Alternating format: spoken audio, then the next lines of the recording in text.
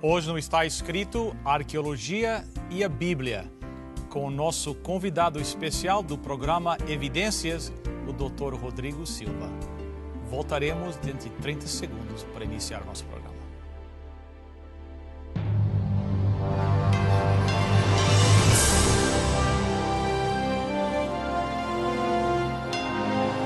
Venceu a prova do tempo. O livro de Deus, a Bíblia.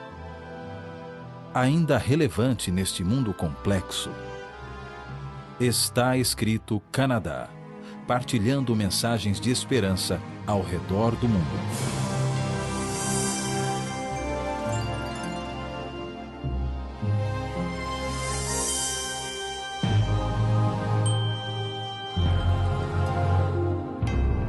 Boas-vindas aos nossos telespectadores que estão conosco no mais um programa do Está Escrito. Agradecemos a sua presença e queremos agradecer também a presença do nosso amigo Dr. Rodrigo Silva. O Dr. Rodrigo Silva é o apresentador do programa Evidências no Brasil.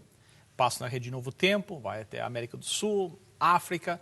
O senhor é arqueólogo e aceitou o nosso convite para estar aqui conosco e nós agradecemos muito a gentileza sua de estar aqui conosco. Eu é que agradeço a oportunidade de voltar aqui no Está Escrito e que a mensagem de Deus possa realmente atingir a todos os telespectadores em suas respectivas casas. Isso é a nossa oração também.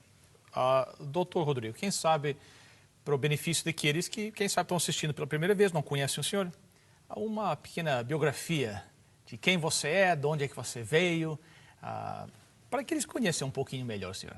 Bem, eu sou brasileiro. Sou de uma cidade do Brasil chamada Belo Horizonte, que fica no estado de Minas Gerais. E atualmente, além de apresentar o programa Evidências, eu tenho como meu principal trabalho também, sou professor da Faculdade de Teologia no UNASP, que é o Centro Universitário Adventista de São Paulo, onde eu vivo e leciono várias matérias ali, arqueologia, grego e algumas outras áreas ali. E é um prazer estar aqui. Nós temos alguns cursos na área de teologia e arqueologia também, e filosofia. E estamos aí nessa tarefa já há algumas décadas já lecionando. Que bom, muito obrigado. O senhor é casado? Sou casado, a minha esposa. Pode esquecer de mencionar a esposa, com certeza. Ela infelizmente não pôde estar aqui conosco, o nome dela é Lislie, ela também é professora universitária no Brasil, está atualmente concluindo o seu mestrado em Psicologia da Educação na Universidade de São Paulo, lá no Brasil. E quem sabe, numa oportunidade, a gente pode vir e trazê-la aqui também para participar com todos os telespectadores. Será um prazer. Doutor Rodrigo, hoje nós vamos falar um pouquinho sobre arqueologia e quem sabe começamos com um detalhe que em outro programa nós já conversamos um pouquinho, mas vamos quem sabe começar com a pergunta: a arqueologia prova a Bíblia? Eu fico feliz, Bill, por você ter começado com essa pergunta, que algumas pessoas confundem um pouco e usam mal essa expressão. Até em livros eu encontrei: a arqueologia confirma a Bíblia, ou prova a Bíblia. Isto não procede por várias razões. Em primeiro lugar, a Bíblia é um livro que tem elementos que demandam fé. Por exemplo, eu não posso, pela ciência, pela arqueologia, ou por qualquer área acadêmica, provar que Deus é uma trindade. Certo. Isso demanda fé. Eu não consigo provar que Deus jamais teve um começo. Isto não é falha da crença, é falha do método científico. Como, por exemplo, eu não posso provar pelo método científico a existência da chamada matéria escura. Os físicos afirmam que existe uma matéria escura, que em torno de 70 e poucos % do universo é constituído por uma matéria chamada matéria escura. Mas ela é tão grandiosa que ela escapa à experimentação, à observação. Então, nem tudo que escapa à observação e experimentação é inexistente, pelo contrário, existe. Nós é que somos limitados para verificar aquilo. Ora, se a matéria escura, que os físicos afirmam que existe, escapa à observação e experimentação, escapa ao método científico, Deus, que é maior do que isto, por que não escaparia? Então, esse é um primeiro elemento. Eu não vou usar a arqueologia para provar a Bíblia. Segundo, Deus é a autoridade maior do universo. Uma autoridade não precisa que ninguém valide a palavra dele. Certo. Imagine um juiz tendo que provar que tomou a decisão correta. Então, ele não seria juiz, ele seria réu. Imagine um policial tendo que provar que você realmente estava infringindo a lei. Certo. Ele não seria um policial, ele não teria fé pública. Deus é uma autoridade maior. Se Deus tivesse que ter a palavra dele comprovada para alguém, não seria Deus. Então, qual o papel da arqueologia? Muito bem, Bill, a arqueologia me ajuda a confirmar a história que a Bíblia apresenta. Se a história que a Bíblia apresenta é um mito, então a teologia que está assentada nessa história também será mitológica, será irreal. Porém, se aquela história procede, a doutrina, a teologia que se sustenta naquilo também procederá. A arqueologia também me ajuda a compreender algumas passagens da Bíblia que são obscuras, por causa do hiato de milênios entre nós e o livro sagrado. Tá certo? Eles escreveram numa outra cultura, numa outra língua, numa outra conotação de tempo. Então nós temos que, através da arqueologia, voltar no passado, chegar até lá, olhar nos olhos daquela pessoa de uma maneira o mais contemporânea possível e entender o porquê daquelas vicissitudes, daqueles comportamentos, daquelas expressões idiomáticas. A arqueologia ajuda a ler a Bíblia em 3D. Muito bem. Doutor Rodrigo, existem algumas evidências, eu creio, que o mundo diz que é preciso fé para acreditar, mas na realidade existem algumas provas arqueológicas. Por exemplo, Adão e Eva. Muitas pessoas dizem, não, para acreditar em Adão e Eva é preciso ter fé.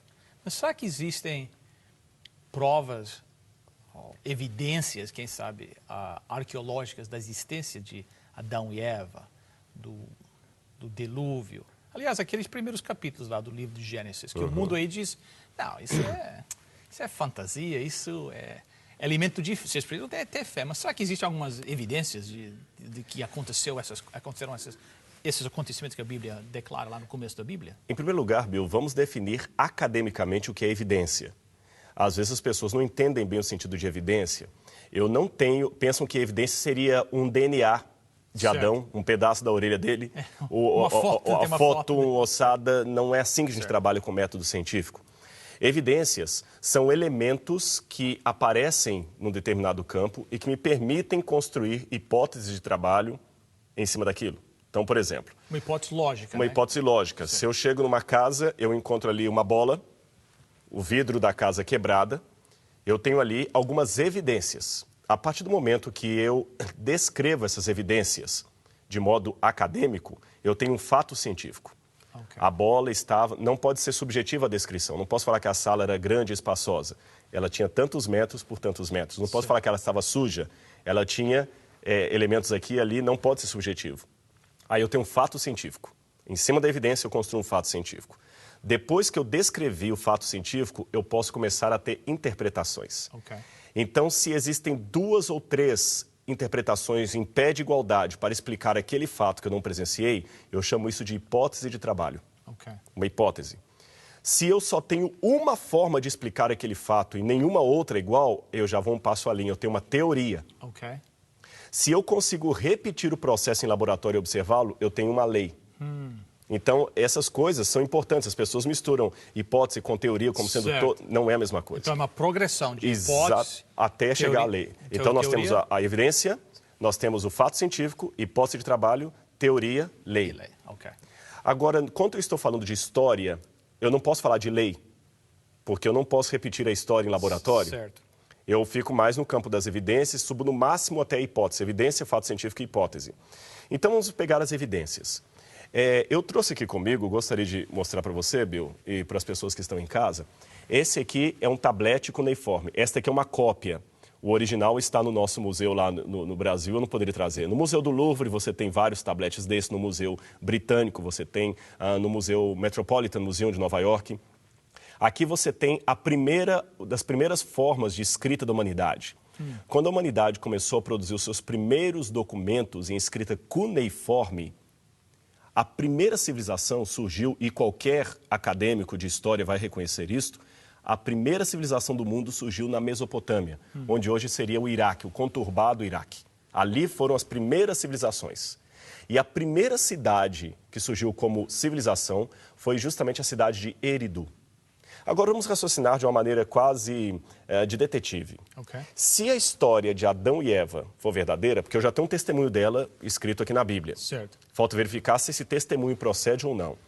Se essa história for verdadeira, Adão e Eva estariam no topo genealógico de todas as nações do mundo. Concorda comigo? Lógico. Eu estou trabalhando com 50% de chance de Moisés ter escrito uma mentira ou ter escrito uma verdade.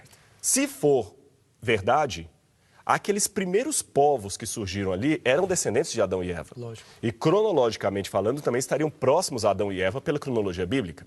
Se for verdade o que a Bíblia falou, nos primeiros documentos da humanidade, eles deveriam fazer referência a Adão e Eva, ancestral comum, concorda? Um outro detalhe, se o evento histórico é grande demais e traumático demais, ele vai deixar marcas na geração seguinte. Lógico. Isso é óbvio, não é? Os primeiros judeus que sobreviveram ao holocausto nazista da Segunda Guerra Mundial, todas as gerações falavam do nazismo até hoje. Quantos anos já se passaram desde a Segunda Guerra? E você ainda tem o filme A Lista de Schindler sendo exibido, você tem outros livros sobre os judeus até hoje têm o trauma do nazismo, eles contam e recontam a história. Então, da mesma maneira, se aqueles elementos de Gênesis 1 a 11 ocorreram, um dilúvio catastrófico, a expulsão do casal, do paraíso, do Éden, eram coisas que deveriam estar na memória do povo. Terceira regra, antes de nós avaliarmos as evidências. À medida que a história vai passando, ela vai se mitologizando. Algumas pessoas vão acrescentando dados, tirando outros, modificando.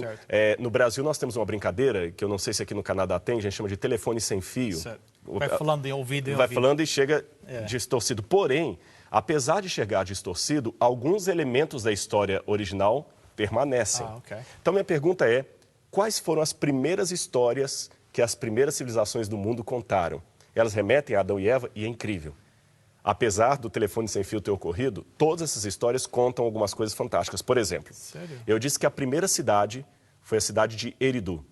Quando escavaram tabletes em Eridu, ou Uruk, que era outra cidade próxima, a própria cidade de Ur, tabletes datados do 3º milênio a.C., as primeiras inscrições da humanidade lá dizia o seguinte: nós somos descendentes daqueles que viveram no paraíso idílico de Dilmun. Sério? Dilmun. Nós viemos daqueles que vieram de Dilmun. Dilmun, em sumeriano, significa terra do sol nascente, terra do Oriente. A Bíblia fala que o Éden foi plantado na banda do sol nascente. E mais, a região onde ficava Dilmun era chamada em sumeriano de Edenu, ou Idim. Idim, ou Edenu, mesmo para quem não sabe sumeriano, é muito próximo foneticamente da palavra hebraica Éden. E o primeiro homem que habitou, e eles construíram a cidade depois dali, a cidade de Eridu, que eles falavam que eram descendentes desses. Esse primeiro homem que habitou ali chamava-se de Adapa. Adapa. Noutros tabletes chamado de Admuzi. Noutros chamado de Adama, que é muito parecido com o hebraico Adam. A ideia que eu tenho é que, assim como o nome João, em português, pode virar John em inglês, Jean em francês, Johann em alemão, Yohanan em hebraico, mas você vê que pelo som é parecido. O nome Adão também estava nessas outras culturas. E mais, Adapa também foi tentado a comer uma comida permitida apenas aos deuses. Sério? Isso tudo aparece ali. Aparece. A figura de Ningirzida, uma serpente. A serpente aparece, uma serpente diabólica que os leva. Há também a história dos Anunnakis, que promoveram uma rebelião no céu contra os deuses. E esses Anunnakis eram em número de 900. 300 Anunnakis ficaram rebeldes, 600 ficaram fiéis. Um terço caiu. E a Bíblia fala de uma rebelião também com o texto. As semelhanças são incríveis, muito incríveis. Mesmo você pegar Lévi-Strauss, por exemplo, o falecido Lévi-Strauss, que era ateu e que não aceitava a historicidade da Bíblia, mesmo ele ficava impressionado como o núcleo da Bíblia está presente em outras culturas. E não somente ali em outros lugares. Sumarizando, eu acredito que eles traziam ainda essas histórias contadas pelos ancestrais e fizeram uma coisa. No Brasil, nós temos um fenômeno que nos Estados Unidos tem. Eu conheço pouco o Canadá, mas eu presumo que aqui também eu vai encontrar algo semelhante. Nós temos cidades fundadas por imigrantes. Certo. E quando eles fundam cidades, geralmente eles colocam ali o nome de alguma cidade dos seus antepassados. Nós temos no Brasil, você tem, por exemplo, nos Estados Unidos, você tem a região da New England, a Nova Inglaterra. No Brasil, nós temos Nova Trento, nós temos Nova Hamburgo, nós temos rios que têm o mesmo nome de lugares da Europa por causa dos imigrantes. Acredito que aqui também. Aqui também é a mesma coisa. Eles colocaram o nome dos dois rios ali de Tigre e Eufrates, que era justamente o nome de dois rios dos 4 que haviam no Jardim do Éden. A cidade de Eridu, alguns presumem também que teria alguma ligação etimológica com a raiz da palavra Edin, Éden, que significaria planura. Então existem muitas semelhanças, são incríveis. E isso aparece em vários tabletes né? E, não é só um, né? E outra curiosidade, quando antropólogos de antropologia, especialistas em antropologia social, foram estudar culturas fora do Oriente Médio, fora ali da Mesopotâmia, e encontraram traços também entre os hindus, os indianos, os chineses, os africanos, encontraram até nos índios americanos. Pelo menos uns 5 ou 6 elementos centrais aparecem em todos os mitos que tem ao redor do mundo. Agora eu estou falando dos 5 continentes. Eles falam de um casal feito do barro, que foi expulso de um paraíso idílico. Eles falam de um dilúvio que cobriu todo o mundo e apenas alguns se salvaram. Eles falam da construção de uma torre que confundiu a língua das pessoas. Eles falam de um fratricídio original, um irmão matando o outro originalmente, quando nós temos Caim e Abel. Esses elementos, e eles falam também de um fruto proibido, esses elementos estão presentes em várias centenas de culturas espalhadas ao redor do mundo. Isso me faz supor, como acadêmico, que não é uma lenda, mas é uma história tão real que todos os povos que derivaram dela a testemunham por uma fonte comum. Não é que a Bíblia copiou esses mitos. É que a Bíblia e esses mitos reportam a um único fato histórico. Só que a Bíblia, evidentemente, mantendo a tradição e aqueles deturpando. Alguém pode perguntar como é que eu sei que a Bíblia está mantendo e a Bíblia não é mais uma deturpação? Se me permite rapidamente, não tomar muito tempo, Bill. Existem muitas diferenças entre a Bíblia e esses mitos. Em primeiro lugar, agora eu vou falar das diferenças. Eu falei das semelhanças. Certo. Mas, antigamente, os críticos diziam que a Bíblia inventou essa história. Certo. Agora que essas coisas foram descobertas, os críticos dizem que a Bíblia plagiou estas... Eles criaram a Bíblia, porque a Bíblia veio depois. Certo. Mas eu tenho provas de que a Bíblia não plagiou. E agora eu queria falar das diferenças que colocam a Bíblia como superior. Em primeiro lugar, todos esses mitos são baseados no politeísmo, na adoração a vários deuses. A Bíblia fala apenas do monoteísmo. Se a Bíblia tivesse plagiado esses mitos, ela deveria ter também uma raiz politeísta. Exato. Segundo, todos os mitos, inclusive agora falando de mitos mais recentes, como da Grécia, por exemplo, todos eles colocam uma coisa interessante. Colocam que os deuses nasceram depois do universo. O universo ou forças caóticas existiam antes dos deuses. E dessas forças caóticas que nasceram os deuses e o universo. Então, o que colocam? O universo teve essas forças caóticas, seria o universo, melhor dizendo, seriam eternas. E os deuses nasceram depois. A Terra seria uma criação dos deuses, mas a Terra não é o universo.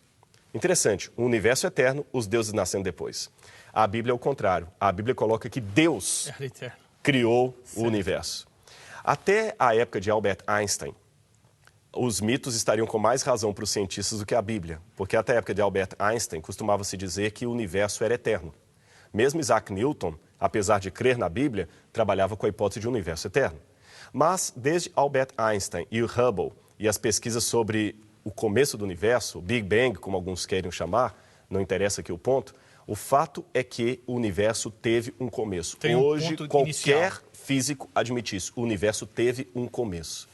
E o único livro da antiguidade que fala de um começo para o universo é a Bíblia. Sério? Os outros colocam os deuses como filhos do universo. Pega a mitologia grega, né? Os titãs, Zeus nasce bem depois, Poseidon nascem, Deus não nasce. Outro detalhe, nesses mitos mesopotâmicos, os deuses resolvem destruir a terra, eles criam a humanidade no começo para que a humanidade substitua aquela terça parte dos Igigi, que eram os Anunnakis rebeldes. Certo. Até aí tudo bem. Mas eles queriam apenas servir. Nos mitos, os deuses fizeram o jardim de Éden para seu próprio gozo. Certo. E criaram o homem do pó da terra para servir de empregado deles. Certo. A Bíblia diz que não. Deus criou o jardim para o benefício do ser humano. Certo. E Deus não criou o homem para servi-lo como um capricho seu. Certo. Então tem várias diferenças. Na Bíblia, a humanidade é destruída pelo dilúvio porque a humanidade se tornou corrupta. Nos mitos sumerianos, a humanidade é destruída por um dilúvio porque, trabalhando, eles estavam fazendo barulho e atrapalhando o sono dos deuses. Então, a superioridade filosófica da Bíblia é sem tamanho. E um último elemento que eu poderia dar. Você pode hoje, eu convido, se você quiser ler numa tradução em inglês, o mito de Ádapa, os mitos de Ana, os mitos mesopotâmicos. Se o telespectador quiser ler, pode ler. Mas eu duvido que a leitura de qualquer um desses mitos irá transformar a sua vida. Mostre para mim uma pessoa que deixou as drogas por ter lido o épico do Gilgamesh, que é o mito sumeriano. Mostre para mim uma pessoa que teve a vida dele transformada, Exato. que venceu a depressão porque estudou aquelas coisas. Eu estudei isso, mas a minha Bíblia foi transformada por esse livro. E eu conheço os dois. Eu conheço isso e conheço literatura sumeriana. Mas esse aqui me transformou, aquele não. E não é uma experiência particular. Investigue no mundo inteiro. Quem foi transformado pelos outros. Esse livro realmente tem um diferencial que nenhum outro possui.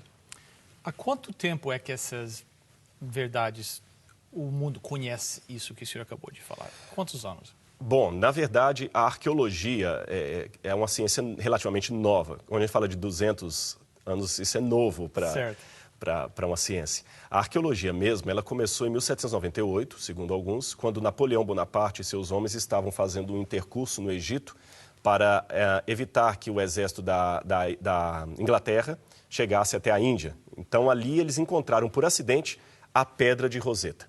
Okay. Napoleão tinha um batalhão de pessoas no exército que eram cientistas, que eram artistas, que eram intelectuais. Esse pessoal pegou a Pedra de Roseta.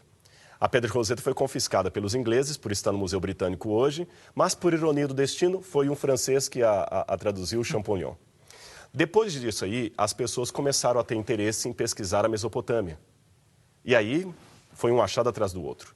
Aí, depois você tem 1822, as pesquisas de Henry Layard, aí descobriu Nínive, Nippur, a própria cidade de Babilônia, e não parou mais, até hoje. Aí vieram os assiriologistas, começaram a decifrar os tabletes cuneiformes, e até hoje tem muita coisa, porque apesar de tudo isso, 90% do tesouro arqueológico ainda está perdido.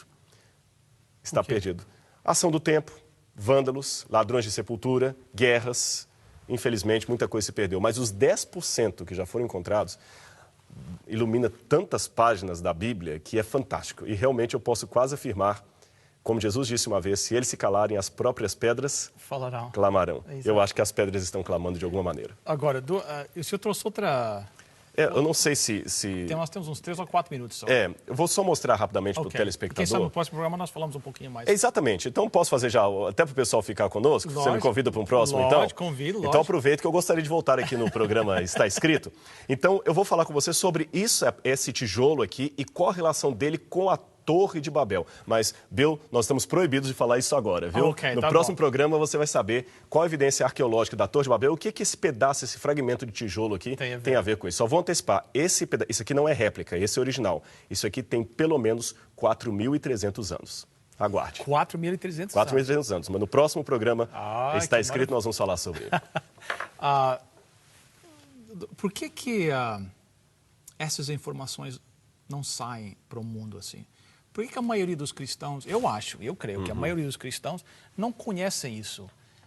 E o senhor acabou, falou dessas evidências, desses relatos em várias culturas.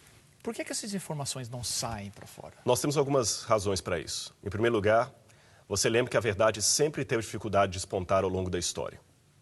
Os alemães demoraram até depois da Segunda Guerra Mundial para descobrirem o que Hitler estava fazendo nos campos de concentração. Se você chegasse em Berlim, na época, no auge de Auschwitz e Treblinka e Sobibor, e perguntasse a qualquer alemão, nunca, Hitler jamais faria isso. Eles não sabiam, mesmo os americanos não sabiam o que estava acontecendo quando foram estourar os campos. A verdade sempre é difícil de explorar. Sempre ela está oculta. As pessoas parecem não querer falar sobre ela incomoda. Da parte dos cristãos existe, às vezes, o problema da preguiça mental. Algumas pessoas se contentam com pouco, né? Eu acho que, mas de qualquer maneira, mesmo que a verdade tenha dificuldade de despontar, ela desponta. A história testemunha disso. E para mim a verdade não é apenas um assentamento intelectual, um assentimento intelectual. A verdade é uma pessoa, Jesus Cristo, e ela vai despontar. Só que é um problema, Bill. A verdade, quando não converte, endurece. Esse é o ponto. Então, o sol derrete a cera e, ao mesmo tempo, endurece o barro. Certo. Como a verdade vai atuar em sua vida é uma coisa que só você em casa pode responder. Muito bem. E se você não conhece a esse Jesus Cristo, quem sabe agora seria uma boa um bom momento para entregar a sua vida a Ele. Vamos orar. Nosso Deus e nosso Pai, nós te agradecemos pela tua bondade e misericórdia, te agradecemos pelo Dr. Rodrigo e o conhecimento que ele tem e o trabalho que ele faz, querido Pai, em proclamar a verdade tua. Mas, Pai, nesta hora nós suplicamos por aqueles que estão nos assistindo, especialmente por aqueles que até agora ainda não se entregaram por completo a Jesus Cristo. Pai, que eles possam se entregar agora, sabendo que tu os recebes como um Pai amoroso, que eles possam sentir em sua vida o milagre de uma transformação através do poder do teu Santo Espírito. Esteja com cada telespectador. Nós te suplicamos em nome e por amor de Jesus. Amém. Amém, Senhor.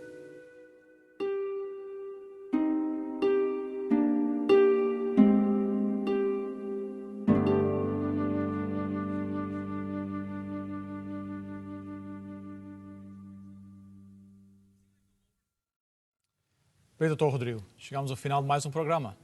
Mas a próxima semana estamos aguardando esse pedacinho de tijolo aí. Com certeza. Obrigado. Obrigado, telespectadores, também por estarem conosco. Lembre-se do website, estaescrito.ca. Lá, vocês têm um link lá que vocês podem assistir o programa do Dr. Rodrigo, Evidências, lá do Brasil. Você também pode assistir este programa, pode indicar para um amigo, um vizinho que não assistiu, que você sabe que essas informações seriam importantes. Lá você pode fazer isso também no website, estaescrito.ca. Você pode mandar um pedido de oração, você pode mandar comentários sobre o programa e também, se o Espírito Santo tocar no seu coração, você pode mandar uma doação para o nosso ministério também. Até a próxima semana, que Deus nos guarde e lembre-se, está escrito, nem só de pão viverá o homem, mas de toda a palavra que procede da boca de Deus.